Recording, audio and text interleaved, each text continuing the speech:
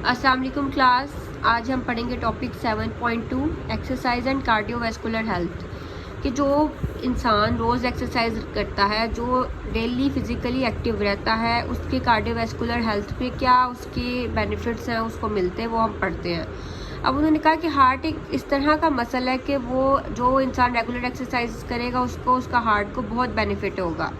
उसकी ऑक्सीजन उसकी पूरी बॉडी में बहुत अच्छे से सप्लाई होगी और न्यूट्रिएंट्स की जो ऑब्जर्प्शन है वो बहुत अच्छे से होगी और उसको कार्डियोवैस्कुलर डिजीज़ का जो रिस्क है वो बहुत कम हो जाएगा।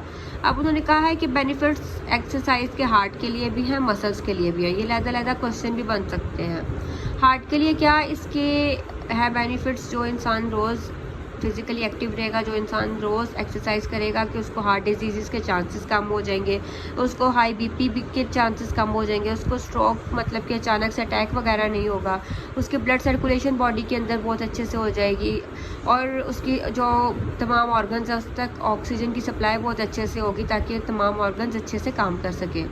अब आपकी बॉडी के अंदर बैड कोलेस्ट्रॉल भी होता है और गुड कोलेस्ट्रॉल भी होता है। बैड कोलेस्ट्रॉल को कहते हैं एलडीएल। ये अब आपने याद करना है। जो बैड कोलेस्ट्रॉल है उसको क्या कहेंगे? एलडीएल। और जो गुड कोलेस्ट्रॉल है वो एचडीएल होता है। तो जो इंसान डेली एक्सरसाइज करता है उसका बैड कोलेस्ट्रॉल लोअर हो जाता है, जो एलडीएल है वो लोअर हो जाता है और जो एचडीएल है गुड कोलेस्ट्रॉल है वो इंक्रीज़ हो जाता है रोज़ाना एक्सरसाइज करने से। उसके अलावा यही जो आपने पीछे पढ़ा है कि ब्लड शुगर लेवल उसके अच्छे से बैलेंस हो जाएंगे, रेगुलेट होंगे, डायबिटीज़ का रिस्क उसको कम हो जाएगा और उसकी हार्ट की एफिशिएंसी मतलब उसकी फंक्शनिंग इम्प्रूव हो जाएगी। अब ये तो थे हार्ट के लिए इसके बेनिफिट्स डेली एक्सरसाइज के। मसल्स के लिए क्या है बेनिफिट्स? कि आपके मसल्स की जो है स्ट्रेंथ उनकी इंक्रीज़ हो जाएगी, साइज़ इंक्रीज़ हो जाएगा, आपका स्टेमिना इंक्रीज़ हो जाएगा ताकि आप अच्छे से थके बगैर अपने तमाम काम कर सकें। उसके अलावा आपकी जो स्टिफनेस हो जाती है मसल्स के अंदर, अकड़ाव पैदा हो जाता है, तो अगर आप डेली एक्सरसाइज करेंगे वो भी नहीं होगा और आपकी जो हरकत करने की सलाहियत है, इम्प्रूव रेंज ऑफ मोशन, कि आपकी हरकत करने की सलाहियत है वो इंक्रीज़ हो जाएगी, इम्प्रूव हो जाएगी। आपकी मसल्स तक ब्लड का फ्लो, ब्लड का बहाव अच्छे से होगा और मसल्स की फ्लेक्सिबिलिटी बहुत अच्छी हो जाएगी, इम्प्रूव हो जाएगी। ये अब दो क्वेश्चन अलग-अलग बन सकते हैं। नेक्स्ट टॉपिक है कि weight management and metabolic health. कि अगर आप एक्सरसाइज करते हैं तो आपका वेट कैसे मैनेज रहता है? उन्होंने कहा है एक्सरसाइज आपकी वेट मैनेजमेंट में बहुत ज़्यादा इंपॉर्टेंट रोल प्ले करती है और मेटाबॉलिक हेल्थ के अंदर भी। तो किस तरह से वो रोल प्ले करती है वो उन्होंने कुछ पॉइंट्स बनाए हैं कि कैलोरी बर्न होती है और वेट लॉस होता है। कि यहाँ पे उन्होंने बात लिखी है कि जो रेगुलर फिजिकल एक्टिविटी करता है उसको प्रिवेंट वेट गेन, कि वो अपने आप को वेट गेन से बचा लेता है। उसका जो वेट है वो इंक्रीज़ नहीं होता क्योंकि वो उसका एनर्जी और एक्सपेंडिचर मतलब कि जितनी वो एनर्जी यूज़ कर रहा है और ले रहा है खुराक से वो बैलेंस हो जाती है। ऐसे होता है कि जो लोग मूवमेंट नहीं करते, फिज़िकली एक्टिव नहीं रहते, एक ही जगह पे बैठे रहते हैं और खाते रहते हैं, तो क्या हो रहा है कि वो एनर्जी तो ले रहे हैं अपने अंदर लेकिन खर्च नहीं कर पा रहे। तो जब वो एनर्जी यूज़ ही नहीं होगी तो क्या होगा कि फ़ैट इंक्रीज़ हो जाएगा और इंसान का वेट इंक्रीज़ हो जाएगा, उसके मसल लूज़ हो जाएंगे और उसके जो ऑर्गन्स हैं वो अच्छे से फंक्शन नहीं कर सकेंगे।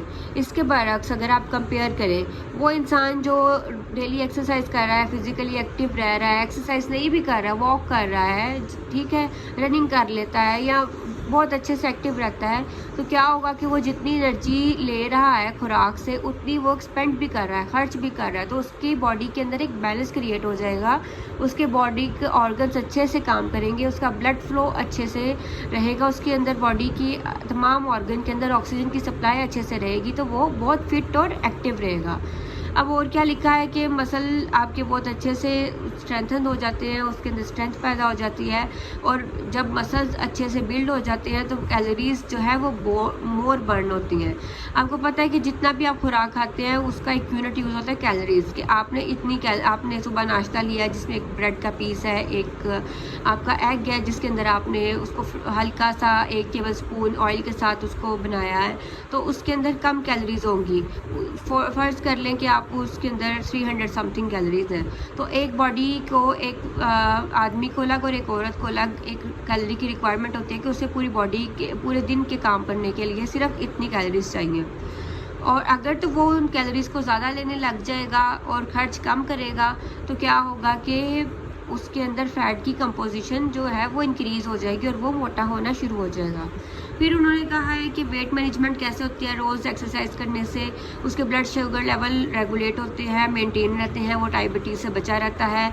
और एरोबिक एक्सरसाइजेज जो वॉकिंग रनिंग वगैरह है उसको करने से आपकी बॉडी कंपोजिशन अच्छी हो जाती है, मतलब कि मसल ज़्यादा इंक्रीज़ कर जाती है और फैट जो है वो लेस हो जाती है।